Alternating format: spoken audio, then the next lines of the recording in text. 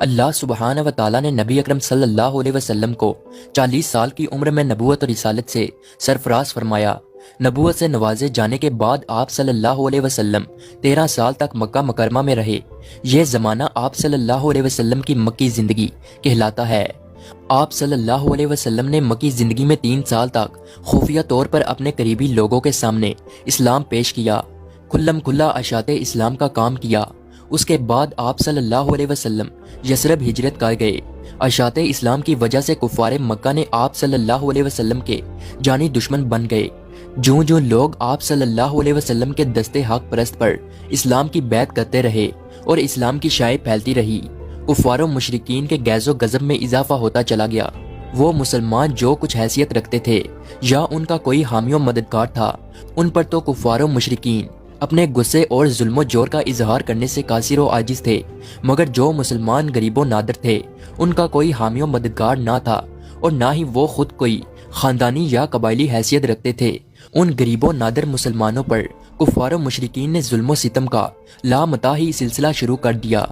اب کفار نے ان مسلمانوں کو طرح طرح سے پریشان کیا اور ستایا، مگر ان کے ایمان میں دن بہ دن اضافہ ہی ہوتا چلا رہا۔ دوسری طرف نبی اکرم صلی اللہ علیہ وسلم کے دادا اور پھر چچا ابو طالب قریش کی نظر میں بڑے شرف و اعزاز کے مالک تھے، اور آپ صلی اللہ علیہ وسلم کی خاندانی اور قبائلی وجاہت و اہمیت بھی سب کے نزدیک مسلم تھی۔ اس لیے آپ صلی اللہ علیہ وسلم پر حملہ آور ہونا ایک بہت بڑی جنگ کو دعوت دینا تھا۔ اس لیے کچھ لوگ آپ صلی اللہ علیہ وسلم کو تکلیف اور نقصان پہنچانے سے گریز کرتے تھے، مگر اس کے باوجود بھی بہت سے بد نصیبوں نے نبی اکرم صلی اللہ علیہ وسلم کو طرح طرح سے ستایا، اور آپ صلی اللہ علیہ وسلم کو مختلف مصائب و آلام سے دوچار ہونا پڑا۔ اس ویڈیو میں ہم آپ صلی اللہ علیہ وسلم کو مکی زندگی میں پیش آنے والے مصائب و آلام میں سے چند ایک کا ذکر کریں گے، لہٰذا اس ویڈیو کو آخر تک ضرور دیکھیے۔ جب تک نبی کریم صلی اللہ علیہ وسلم نے اپنی نبوت اور رسالت کا اعلان نہیں کیا تھا، اس وقت تک آپ صلی اللہ علیہ وسلم مکہ میں ایک عقل مند و دانشور اور امین و صادق اور اچھے انسان سے جانے جاتے تھے۔ لیکن جب آپ صلی اللہ علیہ وسلم نے اپنی نبوت کا اعلان کیا تو لوگوں نے آپ صلی اللہ علیہ وسلم کو جادوگر اور کاہن و ساحر جیسے معیب لقب سے مشہور کرنے کی کوشش کی، تاکہ لوگ آپ صلی اللہ علیہ وسلم کے قریب نہ آئیں اور آپ صلی اللہ علیہ وسلم کی باتیں نہ سنیں۔ مگر اللہ نے جن کے دلوں کو ایمان کی روشنی سے منور کرنے کا فیصلہ کر لیا تھا، ان حضرات کو اس کا کوئی اثر نہیں ہوا، بلکہ تکلیف و مشقت برداشت کر کے آپ صلی اللہ علیہ وسلم کے پاس تشریف لاتے تھے اور جلوہ انور ربانی سے اپنے قلوب کو منور کر کے جاتے تھے۔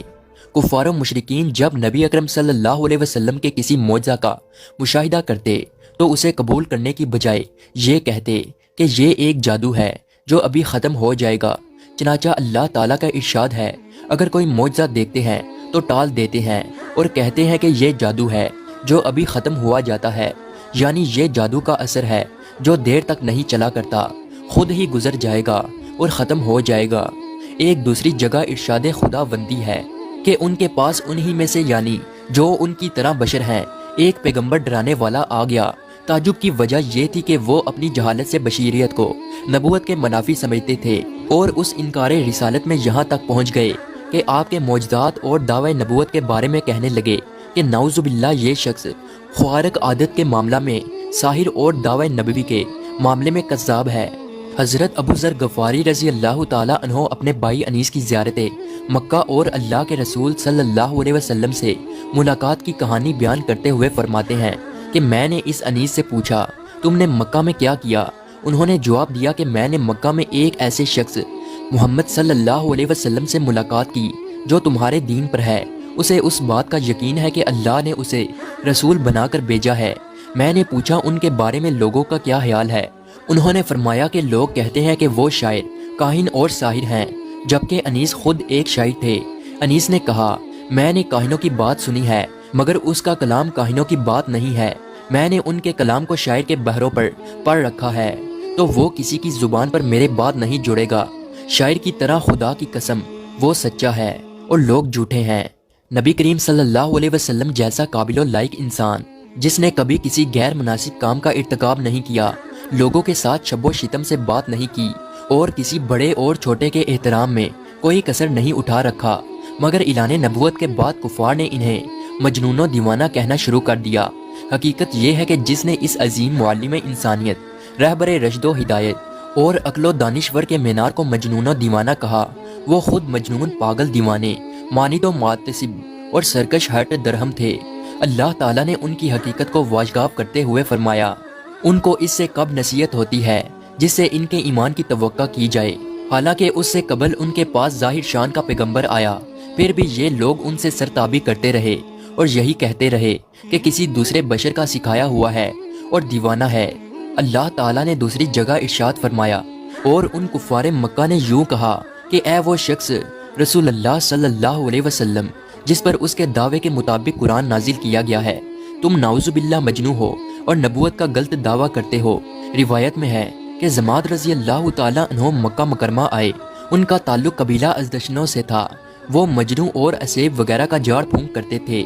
انہوں نے مکہ کے چند بیوقوفوں کو یہ کہتے ہوئے سنا کہ محمد صلی اللہ علیہ وسلم مجنون ہیں، تو انہوں نے کہا کہ میں اس شخص کو دیکھوں، شاید اللہ ان کو میرے ہاتھ سے شفا عطا فرمائے۔ وہ فرماتے ہیں کہ انہوں نے ان سے ملاقات کی اور کہا، اے محمد صلی اللہ علیہ وسلم، میں مجنون کو جاڑتا ہوں اور اللہ تعالیٰ میرے ہاتھ سے جس کو چاہتا ہے شفا دے دیتا ہے، تو کیا آپ صلی اللہ علیہ وسلم کی خواہش ہے کہ آپ بھی جڑوائیں؟ پھر اللہ کے رسول صلی اللہ علیہ وسلم نے فرمایا، سب تعریفیں اللہ کے لیے ہی ہیں، ہم اسی ذات کی تعریف میں رتبت انسان ہیں اور اسی سے مدد طلب کرتے ہیں۔ جسے اللہ ہدایت دے اسے کوئی گمراہ نہیں کر سکتا، اور جسے اللہ گمراہ کر دے اسے کوئی ہدایت نہیں دے سکتا۔ میں شہادت دیتا ہوں کہ اللہ کے سوا کوئی معبود نہیں، وہ یکتا ہے اور اس کا کوئی ثانی نہیں، اور محمد اس کے بندے اور رسول ہیں۔ اب حمد و شہادتین کے بعد جو چاہو کہو۔ وہ فرماتے ہیں کہ انہوں نے کہا کہ آپ صلی اللہ علیہ وسلم اپنے ان کلمات کو پھر سے کہیں۔ چنانچہ رسول صلی اللہ علیہ وسلم نے ان کلمات کو 3 بار ان کے سامنے دہرایا۔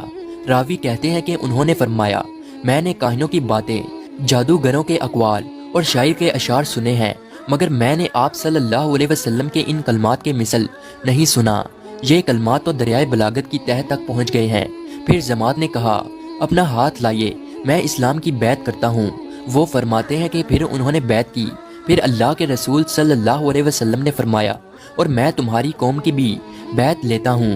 انہوں نے کہا، ہاں میری قوم کی طرف سے بھی۔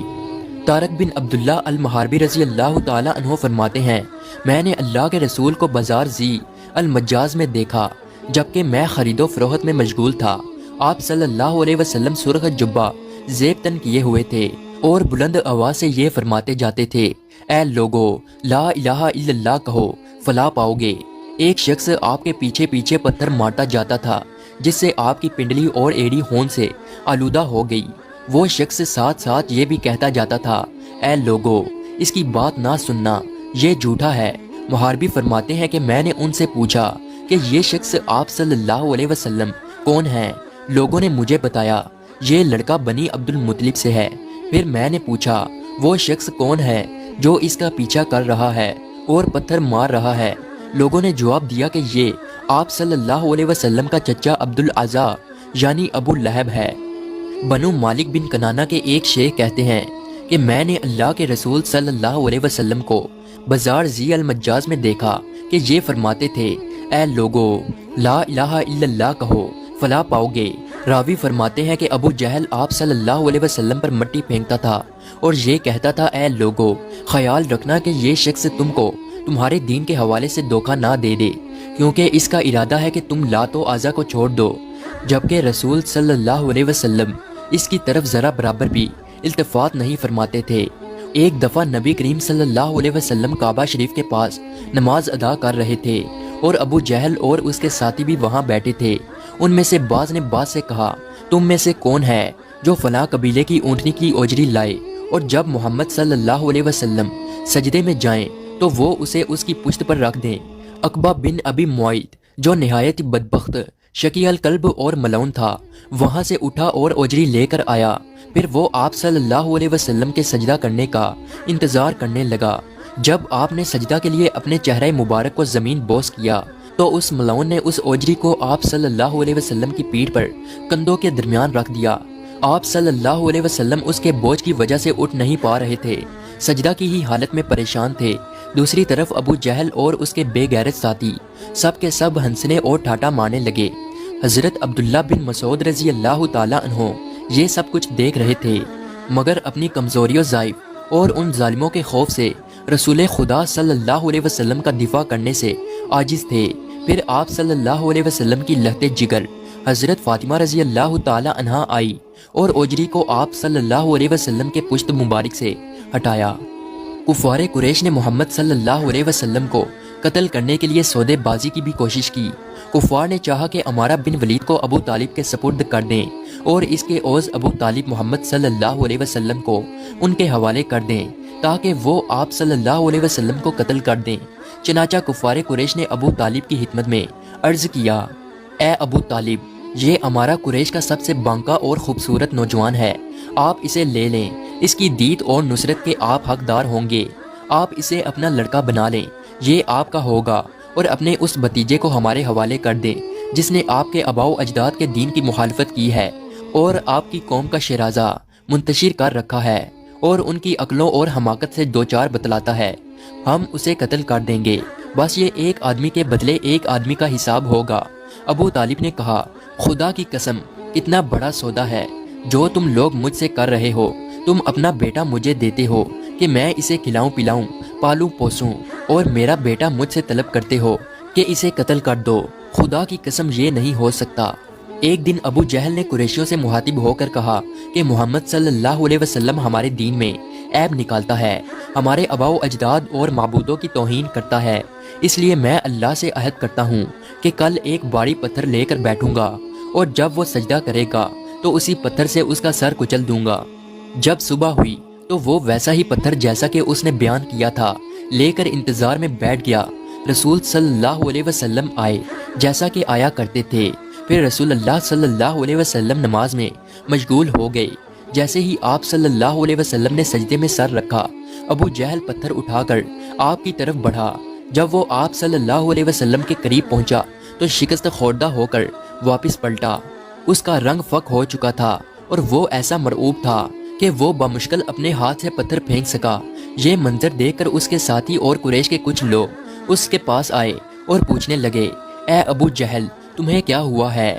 اس نے کہا، میں نے گزشتہ رات کو جو بات کہی تھی وہی کرنے کے لیے کھڑا ہوا تھا، لیکن جب میں محمد کے قریب پہنچا تو ایک اونٹ آڑے آ گیا۔ خدا کی قسم، میں نے کبھی بھی کسی اونٹ کی کھوپڑی، گردن اور دانت اس اونٹ کی طرح نہیں دیکھے تھے، اور وہ اونٹ مجھے کھانا چاہ رہا تھا۔ مکہ کے کفار و مشرکین آپ صلی اللہ علیہ وسلم کو آرام سے نماز بھی ادا نہیں کرنے دیتے تھے۔ آپ صلی اللہ علیہ وسلم نماز میں ہوتے تو کبھی وہ آپ صلی اللہ علیہ وسلم کی پشت مبارک پر اونٹ کی اوجری ڈالتے تو کبھی آپ صلی اللہ علیہ وسلم کے مبارک گردن میں کپڑے کا پھندا لگاتے۔ بخاری شریف میں ایک روایت ہے، حضرت عروہ بن زبیر رحمۃ اللہ علیہ نے عبداللہ ابن عمر بن عاص رضی اللہ تعالیٰ عنہ سے پوچھا، مجھے اس سخت ترین تکلیف سے باخبر کیجیے جس سے مشرکین نے آپ صلی اللہ علیہ وسلم کو دوچار کیا۔ انہوں نے فرمایا، ایک بار نبی صلی اللہ علیہ وسلم خطیم میں نماز ادا کر رہے تھے کہ اچانک عقبہ بن ابی معیط آیا اور آپ صلی اللہ علیہ وسلم کی گردن میں اپنا کپڑا ڈال دیا، پھر اسے سخت طریقے سے آپ صلی اللہ علیہ وسلم کا گلا گونٹا۔ پھر ابو بکر رضی اللہ تعالیٰ عنہ آئے اور انہوں نے عقبہ کا مونڈا پکڑا اور اس کو نبی سے ہٹایا اور فرمایا، کیا تم مار ڈالو گے ایک شخص کو اس وجہ سے کہ وہ کہتا ہے کہ میرا رب اللہ ہے؟ مشرکوں نے حضرت محمد صلی اللہ علیہ وسلم کے سر اور داڑھی مبارک کے بال پکڑ کر اتنے زور سے کھینچے کہ آپ صلی اللہ علیہ وسلم کے اکثر بال اکھڑ گئے۔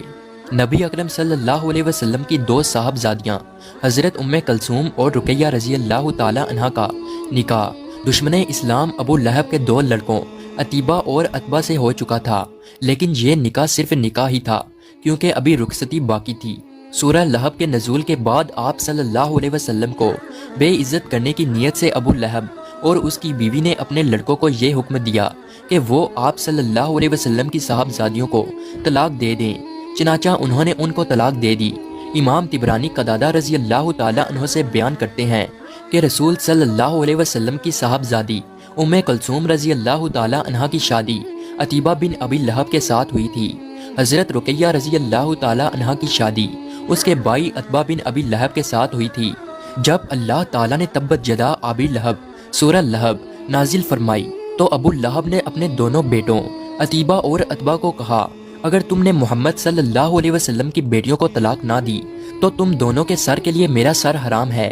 ان دونوں کی ماں بنت حرب بن امیہ نے کہا، یہی ایندھن اٹھانے والی ہیں کہ تم دونوں انہیں طلاق دے دو، کیونکہ وہ دونوں صحابی اپنا دین بدلے ہوئے ہیں۔ چنانچہ ان دونوں نے انہیں طلاق دے دی۔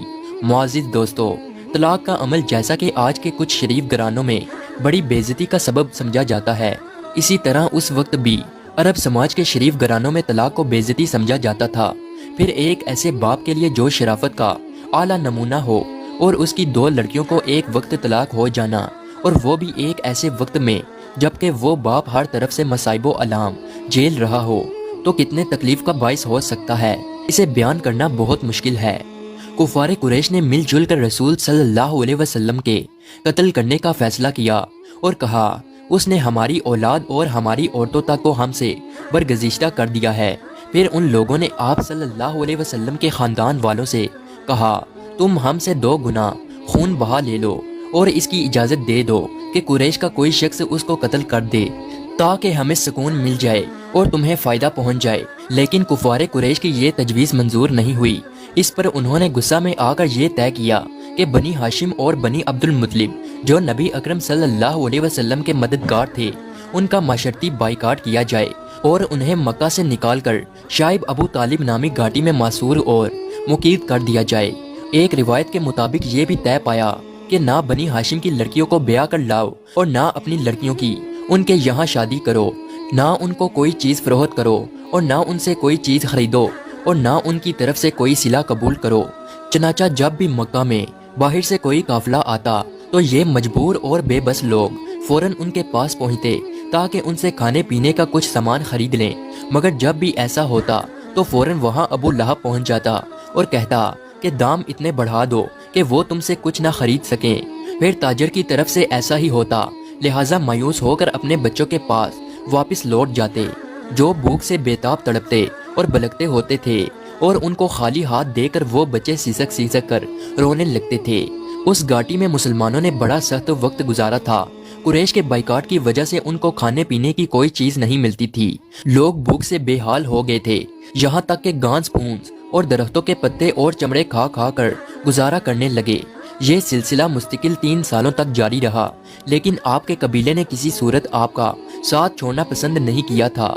ابو طالب کی وفات کے بعد نبی اکرم صلی اللہ علیہ وسلم نے شوال سن 10 نبوی میں اپنے آزاد کردہ غلام زید بن خارثہ کی موت میں ثقیف سے مدد کی التماس کے لیے طائف کا پیدل سفر کیا۔ امید تھی کہ اللہ کے جس پیغام کے ساتھ آپ صلی اللہ علیہ وسلم ان کے پاس آئے ہیں، اہل طائف اسے قبول کر لیں گے۔ لیکن جب آپ طائف پہنچے تو ثقیف کے 3 سرداران عید جلیل، مسعود اور حبیب سے ملاقات کا ارادہ کیا۔ یہ تینوں آپس میں بھائی تھے۔ آپ صلی اللہ علیہ وسلم ان کے پاس بیٹھے اور اسلام کے لیے مدد کرنے اور آپ صلی اللہ علیہ وسلم کی قوم میں سے جو آپ کی مخالفت کریں اس کے خلاف خود کی مدد کرنے کے حوالے سے گفتگو کی۔ نبی اکرم صلی اللہ علیہ وسلم کی بات سن کر سرداران ثقیف نے نہایت ہی غیر سنجیدہ جوابات دیے۔ ایک نے کہا، وہ کعبہ کا غلاف پھاڑے گا اگر اللہ نے تمہیں رسول بنایا ہو، اگر تم نبی ہو تو اللہ مجھے غیرت کرے۔ دوسرے نے کہا، کیا اللہ تعالیٰ کو تمہارے علاوہ کوئی اور نہیں ملا جسے وہ بھیجے؟ تیسرے نے کہا، باخدا میں تم سے کبھی بات نہیں کر سکتا۔ اگر تم سچ مچ اللہ کے نبی ہو جیسا کہ تم کہتے ہو تو تمہاری بات میرے لیے رد کرنا انتہائی خطرناک ہے، اور اگر تم اللہ پر جھوٹ گڑتے ہو تو پھر مجھے تم سے بات نہیں کرنی چاہیے۔ ثقیف سے نا امید ہو کر رسول صلی اللہ علیہ وسلم وہاں سے کھڑے ہوئے اور ان سے کہا، تم لوگوں نے جو کچھ کیا کیا بہرحال اسے خفیہ ہی رکھنا۔ جب رسول خدا صلی اللہ علیہ وسلم نے وہاں سے واپسی کا ارادہ کیا تو ان سرداران نے اپنے غلاموں اور عباشوں کو شہد دے دی۔ انہوں نے آپ صلی اللہ علیہ وسلم کو تکلیفیں دی، تالیاں بجائی اور شور مچائے، یہاں تک کہ لوگوں کی بھیڑ جمع ہو گئی۔ آپ صلی اللہ علیہ وسلم کے راستے کے دونوں کنارے لوگوں کی لائن لگ گئی۔ وہاں سے گزرتے وقت جو ہی اللہ کے رسول صلی اللہ علیہ وسلم ایک قدم اٹھاتے تو وہ آپ صلی اللہ علیہ وسلم کے قدموں پر پتھر مارتے، یہاں تک کہ آپ صلی اللہ علیہ وسلم کے گھٹنے چور ہو گئے، پنڈلیاں گائل ہو گئی اور جوتے خون آلودہ ہو گئے۔ جب آپ صلی اللہ علیہ وسلم کو پتھر لگتا تو آپ صلی اللہ علیہ وسلم زمین پر بیٹھ جاتے اور وہ عباش اور خرمان نصیب آپ صلی اللہ علیہ وسلم کے بازو پکڑ کر اٹھاتے، اور جب آپ چلنا شروع کرتے تو وہ پتھر مارتے اور ہنستے تھے۔ زید بن حارثہ آپ صلی اللہ علیہ وسلم کو خود ڈال بند کر بچاتے تھے، یہاں تک کہ ان کا سر بھی زخمی ہو گیا۔ آپ صلی اللہ علیہ وسلم کسی طرح ابنائے ربیہ کے باغ میں پہنچے، تھوڑی دیر بعد وہاں سے رخصت ہوئے۔ پھر آگے کیا ہوا نبی صلی اللہ علیہ وسلم کی مبارک زبان میں ہی ملاحظہ کریں۔ آپ صلی اللہ علیہ وسلم نے فرمایا، میں غم سے نڈال اپنے روح پر چل پڑا اور مجھے کرنو سالب میں ہی پہنچ کر افاقہ ہوا۔ جب میں نے اپنا سر اٹھایا تو اچانک دیکھا کہ بادل کا ایک ٹکڑا میرے سر پر سایہ فگن ہے۔ جب میں نے اس میں دیکھا تو حضرت جبرائیل علیہ السلام موجود تھے۔ انہوں نے مجھے پکار کر کہا، آپ کی قوم نے آپ سے جو بات کہی اسے اللہ نے سن لیا۔ اب اللہ نے آپ کے پاس پہاڑوں کا فرشتہ بھیجا ہے تاکہ آپ ان کے بارے میں جو حکم چاہیں اس فرشتہ کو دیں۔ پھر پہاڑ کے فرشتے نے مجھے آواز دی، سلام کیا اور پھر کہا، اے محمد صلی اللہ علیہ وسلم، ان کے حوالے سے جو آپ صلی اللہ علیہ وسلم چاہیں حکم دیں۔ اگر آپ چاہیں تو میں ان کو دو پہاڑوں کے درمیان کچل دوں تو یہی ہوگا۔ نبی اکرم صلی اللہ علیہ وسلم نے فرمایا، نہیں، بلکہ مجھے امید ہے کہ اللہ ان کی پشتوں سے ایسی نسل پیدا کریں گے جو صرف ایک اللہ کی عبادت کرے گی اور اس کے ساتھ کسی کو شریک نہیں ٹھہرائے گی۔ رسول صلی اللہ علیہ وسلم اپنے صحابہ کرام رضی اللہ تعالی عنہ کو مکہ مکرمہ میں ظلم و جور کی چکی میں اس طرح پستے دیکھ رہے تھے جو ناقابل برداشت تھا، لہٰذا ان کو مدینہ منورہ ہجرت کی اجازت دے دی گئی، سوائے رفیق الغار ابو بکر رضی اللہ تعالی عنہ کے، اور اب ابو طالب جیسے حامیوں مددگار بھی وفات پا چکے تھے۔ اب قریش مکہ شدید غصے میں تھے کہ کب تک ہم اس شخص محمد صلی اللہ علیہ وسلم کو برداشت کریں اور وہ ہمارے معبودوں اور آباء و اجداد کی توہین کرتا رہے۔ چنانچہ ہمیں ان کو قید کر دینا چاہیے یا جلا وطن کر دینا چاہیے یا پھر قتل کر دینا چاہیے تاکہ ہم ان سے چھٹکارا حاصل کر لیں۔ اس مقصد کے لیے قریش کے سرداران اپنے مشورہ گاہ دار الندوہ میں خفیہ طور پر نبی صلی اللہ علیہ وسلم کے خلاف فیصلہ لینے کو جمع ہوئے۔ کسی نے کہا کہ اسے لوہے کی زنجیروں میں باندھ دو، دروازہ بند کر دو، کسی نے کہا کہ انہیں جلا وطن کر دو، مگر نجدی شیخ کے روپ میں دار الندوہ میں بیٹھا مردود ابلیس نے ان رائیوں کے نقص کو اجاگر کیا اور کہا کہ یہ کوئی رائے نہیں ہے۔ پھر ابو جہل بن ہشام نے یہ رائے دی کہ ہم ہر قبیلے سے ایک قوی جوان کو منتخب کریں گے اور ان میں سے ہر ایک جوان کو ایک تیز تلوار دیں گے، وہ سب کے سب بیک ضرب ان کو قتل کر دیں گے۔ جب وہ انہیں اس طرح قتل کریں گے تو ان کا خون مختلف قبائل میں بڑھ جائے گا۔ پھر میں نہیں سمجھتا کہ بنو ہاشم رسول اللہ صلی اللہ علیہ وسلم کا قبیلہ سارے قریش سے جنگ کریں گے۔ جب اس صورتحال کا بنو ہاشم مشاہدہ کریں گے تو دید لینے پر راضی ہو جائیں گے، پھر ہم ان کو دید دے دیں گے۔ نجدی شیخ کی صورت میں بیٹھے مردود ابلیس نے کہا کہ بات تو یہ ہے جو اس آدمی نے کہی اور اس رائے کے بعد کوئی رائے نہیں، لہٰذا پوری قوم اس پر تیار ہو گئی۔ اب رسول اللہ صلی اللہ علیہ وسلم کے ساتھ ساتھ مسلمانوں کو اس منصوبے کا کوئی علم نہیں تھا، چنانچہ جبریل علیہ السلام آپ صلی اللہ علیہ وسلم کے پاس آئے اور کہا، آپ صلی اللہ علیہ وسلم اپنے جس بستر پر رات گزارتے تھے آج اس بستر پر رات نہ گزاریں۔ اب جب رات تاریک ہوئی تو سب کے سب قبائل قتل کے ارادے سے آپ صلی اللہ علیہ وسلم کا انتظار کر رہے تھے کہ آپ صلی اللہ علیہ وسلم کب سوتے ہیں تاکہ وہ سب آپ پر ٹوٹ پڑیں۔ رسول اللہ صلی اللہ علیہ وسلم نے حضرت علی المرتضیٰ رضی اللہ تعالی عنہ سے کہا کہ آج تم میرے بستر پر لیٹ کر میری اس خضرمی ہری چادر کو اوڑھ کر سو جاؤ، کوئی ناپسندیدہ عمل ان کفار کی طرف سے تمہیں پیش نہیں آئے گا۔ جب رسول اللہ صلی اللہ علیہ وسلم سوتے تھے تو اسی چادر میں سوتے تھے۔ پھر آپ صلی اللہ علیہ وسلم اپنے ہاتھ میں لب بھر مٹی لے کر ان کے سامنے سے نکلے، پھر آپ وہ مٹی ان تمام کے سر پر ڈالتے ہوئے سورہ یاسین کی آیات 1 تا 5 کی تلاوت کر رہے تھے۔ پھر اللہ تعالیٰ نے ان کی قوت بینائی لے لی، وہ آپ کو دیکھ نہیں سکتے تھے۔ جب آپ صلی اللہ علیہ وسلم ان آیات کی تلاوت سے فارغ ہوئے تو کوئی ایسا نہیں بچا تھا جس کے سر پر مٹی نہ پڑی ہو۔ پھر آپ صلی اللہ علیہ وسلم وہاں سے رخصت ہوئے جہاں آپ صلی اللہ علیہ وسلم کو رخصت ہونا تھا۔ پیارے دوستو، خلاصہ یہ ہے کہ 13 سالہ مکی دور میں نبی اکرم صلی اللہ علیہ وسلم کو مختلف قسم کے ذہنی و جسمانی مصائب و آلام سے دوچار ہونا پڑا۔ کبھی آپ صلی اللہ علیہ وسلم کے قتل کا ارادہ کیا گیا، کبھی آپ صلی اللہ علیہ وسلم پر پتھر پھینکا گیا، کبھی مٹی پھینکی گئی، کبھی